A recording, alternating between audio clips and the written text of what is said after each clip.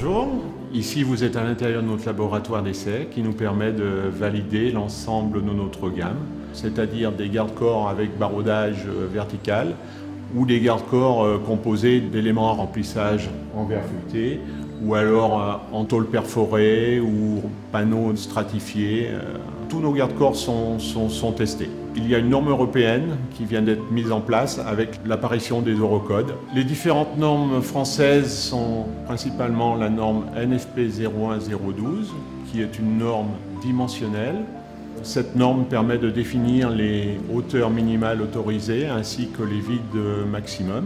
Il y a aussi la norme NFP 01013 qui permet de définir la méthodologie des différents essais ainsi que les charges à appliquer sur les garde-corps. Donc les différents essais qui seront réalisés sont les essais statiques et l'essai dynamique.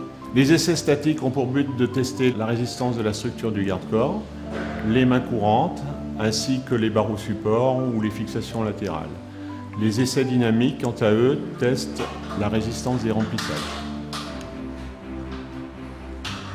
La première étape d'un essai statique consiste à faire une mise à zéro. Une mise à zéro est faite sous la charge d'exploitation du garde-corps. La charge d'exploitation va être calculée par rapport à l'anthrax maximum entre les barreaux supports. La norme prévoit une charge d'exploitation de 60 décanewtons par mètre linéaire. Cette charge est appliquée pendant 3 minutes. Après l'application de cette charge, on va revenir à zéro, on va enlever la charge. Donc la deuxième étape consiste à vérifier sous la charge de sécurité. Donc cette charge de sécurité doit être appliquée pendant 15 minutes. Après, on reviendra à zéro et nous comparerons par rapport à la mise à zéro les déformations résiduelles. Et là, nous avons une contrainte. Pour un garde-corps de hauteur 1 mètre, le garde-corps doit revenir à sa position initiale à 8 mm près. Donc on enlève la charge, on va revenir à 0 décanewtons. L'essai dynamique est matérialisé par un sac de 50 kg qui va venir frapper le centre géométrique du remplissage, qui est en produit verrier ou en baroudage vertical. Cet essai dynamique va générer des déformations.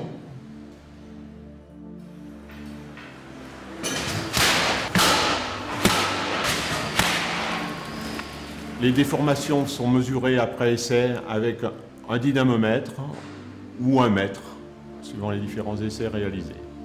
Après essai, nous allons vérifier la conformité de ce garde-corps. Et cette conformité sera donnée par un gabarit qui a une forme hexagonale de 18 cm avec une épaisseur de 10 cm qui ne devra pas passer entre les vides du garde-corps.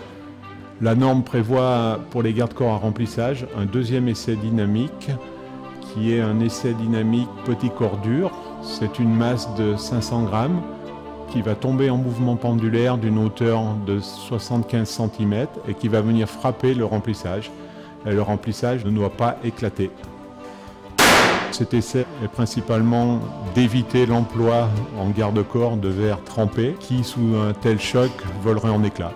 Avant l'envoi en production d'une gamme, nous allons multiplier les tests par 3 ou par 4 de façon à être sûr parfaitement de la conformité des produits. Ensuite, nous ferons valider ces produits par un bureau de contrôle qui, lui, est neutre et nous établira un certificat d'essai de conformité des différents produits.